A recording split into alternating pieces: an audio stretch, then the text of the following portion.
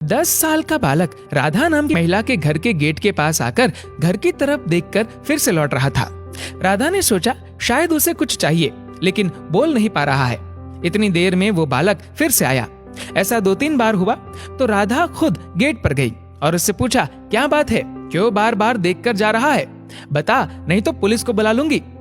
बालक ने धीमी आवाज में बोला, आंटी जी क्या मैं आपका गार्डन साफ कर दूं? राधा को लगा ये कोई चोर भी हो सकता है, क्योंकि अनजान बालक पर कैसे भरोसा कर सकते हैं। इसलिए राधा ने कहा, नहीं, हमें गार्डन साफ नहीं करवाना।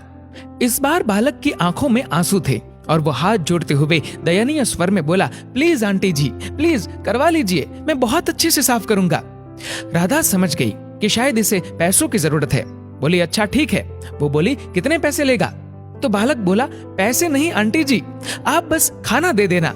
राधा बोली, ठीक है, अच्छे से काम करना। राधा ने मन ही मन सोचा, लगता है बेचारा बहुत भूखा है, पहले खाना दे देती हूँ। राधा खाना लेकर आई। बोली, ले लड़के, पहले खाना खा ले, फिर काम करना। बालक बोला, नहीं आंटी जी, पहले काम कर लूं, फिर आप खाना दे देना। ठीक है कहकर राधा अपने काम में लग गई। करीब 1 घंटे बाद आवाज आई, आंटी जी एक बार देख लीजिए सफाई अच्छे से हुई कि नहीं। राधा बोली, अरे वाह, तूने तो एकदम अच्छे से सफाई कर दी, गमले भी एकदम सही से जमा दिए। खुशी से बोली, यहाँ बैठ, मैं खाना लाती हूँ। जैसे ही राधा ने उसे खाना दिया तो बालक जेब से थैली निकालकर उसमें खाना रखने लगा। तो राधा बोली, भूखे काम किया है, अब खाना तो यहीं बैठकर खा ले, जरूरत होगी तो और दे दूंगी। बालक बोला, नहीं आंटी। राधा को लगा कुछ तो गड़बड़ है और फिर से पूछा, क्यों लड़के? बालक जवाब नहीं दे रहा था। तो राधा ने गुस्से से पूछ लिया, बता कहाँ लेकर जा रहा है ये खाना और क्यों कर रहा है ये सब, वरना तुझे अभी के अभी पुलिस के हवाले करना पड़ेगा। लगता है तू घर से भागकर आया है, बोल जवाब दे।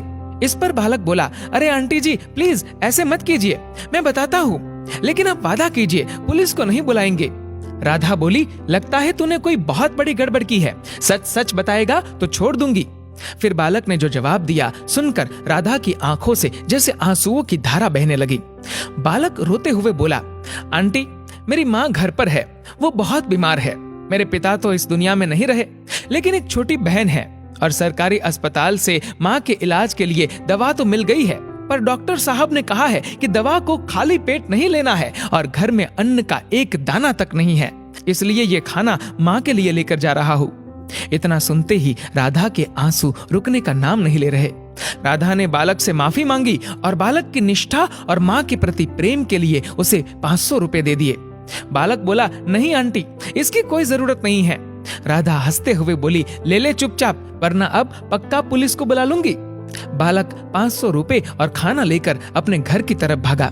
दोस्तों, कई बार हम लोगों को पहचानने में जल्दबाजी कर देते हैं। आजकल तो माता पिता को आश्रम में रख दिया जाता है, लेकिन यदि इस दुनिया में जन्म लेने वाला हर व्यक्ति इस बालक की तरह हो तो शायद विश्व में कहीं पर भी वृद्धाश्रम की जरूरत ही नहीं रहेगी। दोस्तों, इस वीडियो को लेकर आपकी क्या राय है, नीचे कमेंट करके जरूर बताएगा। और अगर आपको ये वीडियो अच्छा लगा हो तो इस वीडियो को लाइक करेगा, शेयर करेगा ज्यादा से ज्यादा लोगों तक, और ऐसे ही और भी इंस्पिरेशनल वीडियोस के लिए सब्सक्राइब करें हमारे यूट्यूब चैनल को और फेसबुक पर फॉलो करें हमारे पेज को। धन्यवाद।